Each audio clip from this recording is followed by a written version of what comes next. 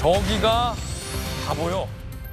대통령께서 직접 한동훈 비대위원장에게 집무실 전경을 소개해주는 장면도 포착됐습니다. 유난 갈등이 무색하리만큼 두 사람 사이의 대화 시간은 길고도 깊었습니다. 어제 낮 12시 당정 수뇌부 오찬 회동이 정식 타이틀입니다. 2시간 진행됐고요. 주택 문제, 지하철 지하와 다양한 민생 현안이 논의됐습니다. 오찬이 끝나자 2시간이면 길거든요. 대통령이 추가 일정이 있느냐, 안 바쁘면 차 한 잔 더 하지 라며 마치 검사 시절로 돌아간 듯한 즉석 차담을 대통령이 제안을 했습니다. 37분 추가 차담회가 더해져서 총 회동 시간은 2시간 37분간 회동을 했습니다. 한동훈 비대위원장 2시간 37분간의 회동 이후 뭐라고 밝혔을까 들어보시죠. 오찬하시러 가는 길인지 예. 어떤 이야기 하실지 간단하게만 한마디 부탁드리겠습니다. 대통령님과 여당 대표가 오찬하는 거는 이상한 일은 아니죠. 민생에 관한 이야기를 잘 나누고 오겠습니다. 오늘 김건희 여사 의혹 관련해서는 국민 걱정 해소하는 방안 논의가 전혀 없었나요? 네, 오늘은 미생 문제만 이야기를 했습니다. 윤석열 비대위원에 관한 얘기도 마찬가지로 없었다고 보면 예, 그렇습니다. 당 차원에서 민심을 전달하셔야 될 텐데 언제 어떻게 좀 전달하실 계획이신지. 어떤 현안이든 수시로 소통하고 있기 때문에 특별한 자리를 만들어서 뭘 할 그런 계획은 없습니다. 어떤 얘기를 나눴는지에 대한 궁금증도 나오고 있는데 무려 2시간 37분이면 매우 긴 시간에 속합니다.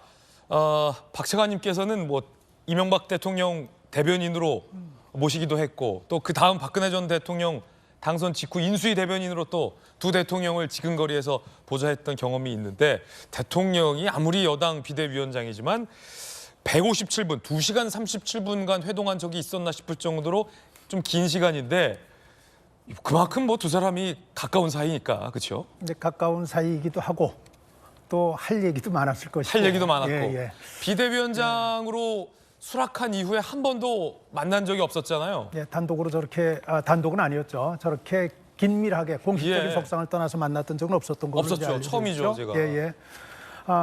저는 지금 저 화면에 나오네요.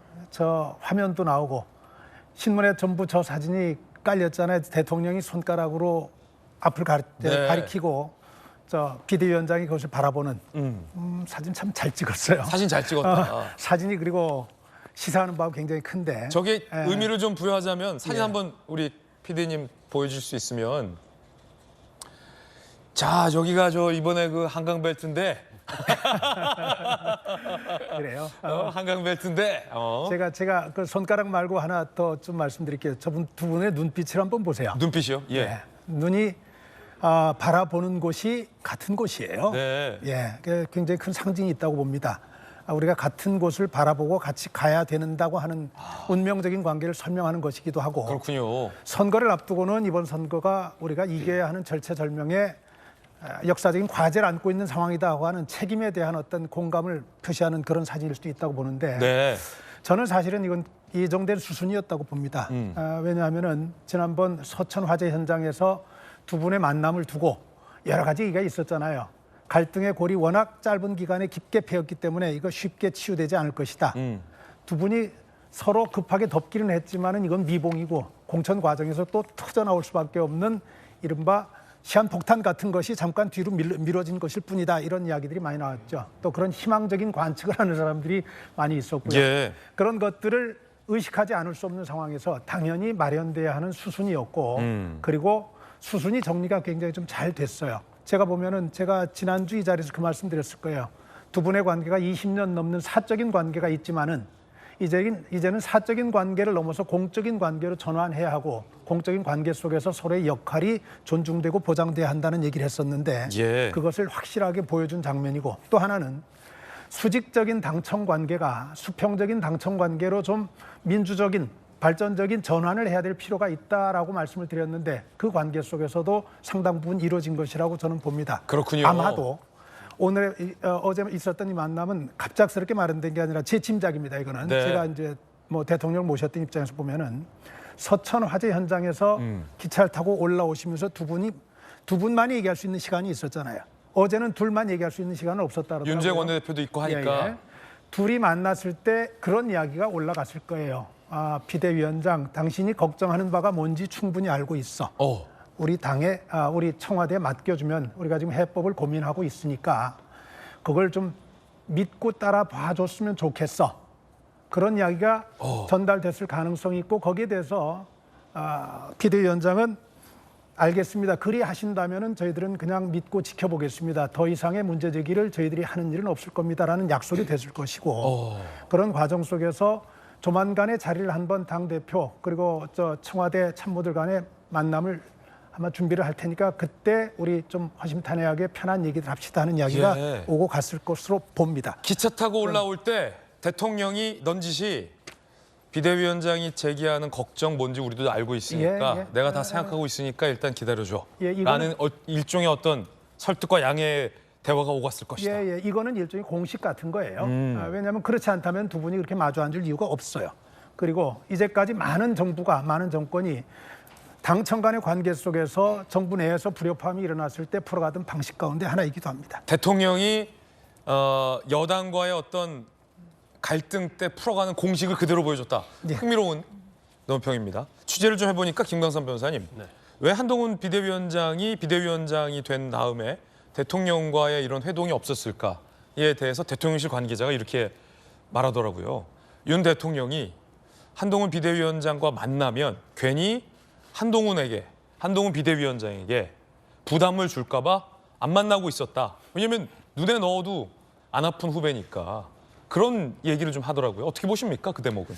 근데 이제 그건 서로 피할 수밖에 없는 상황이 있다 이렇게 봅니다. 특히 한동훈 비대위원장이 위원장 취임할 때 이건 대통령의 뜻이다. 그러면 결국 대통령의 허수아비, 대통령의 아바타. 그다음에 결국은 당정 관계에 있어 당은 용산에 수직적으로 갈 수밖에 없다. 이걸 벗어날 수 없다. 이게 야당의 공개가 아니었습니까? 근데 계속적으로 만나고 차담 갖고 밥 먹고 하면 봐라 이거 아바타다 이제 그런 인식을 심어주기 때문에 아무리 공천을 잘한다 하더라도 여러 가지로 구설수에 휘말릴 수밖에 없고 한동훈 비대위원장의 어떠한 역할이 축소될 수밖에 없어요. 그러니까 한동훈 비대위원장을 아끼는 마음에서 대통령이 일부러 비대위원장과 어떤 거리를 두고 있었다. 그렇다고 보고요. 그다음에 한동훈 비대위원장도 마찬가지죠. 예. 이게 의도적으로 윤석열 대통령과 계속 접촉을 갖게 되면 이제 또 다른 오해를 낳을 수 있기 때문에 이제 의도적으로 삼가를 했다 이렇게 보는데 또 어느 언론 보니까 이런 내용도 있더라고요.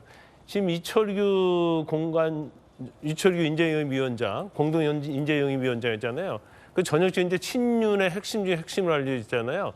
그런데 이철규 의원이 비대위원장실에 들어오는 걸 조금 우리 서로 삼가하자 이런 얘기했다는 거예요. 왜냐하면 자주 들어오게 되면 마치 용산의 메시지를 받고 들어와서 뭔가 전달하는 듯한 모양새가 되기 때문에 너무 친하게 지내는 것도 사실은 좀 약간 외부에서 볼 때는 이제 오해의 소지가 있다 이렇게 본 것 같습니다. 예.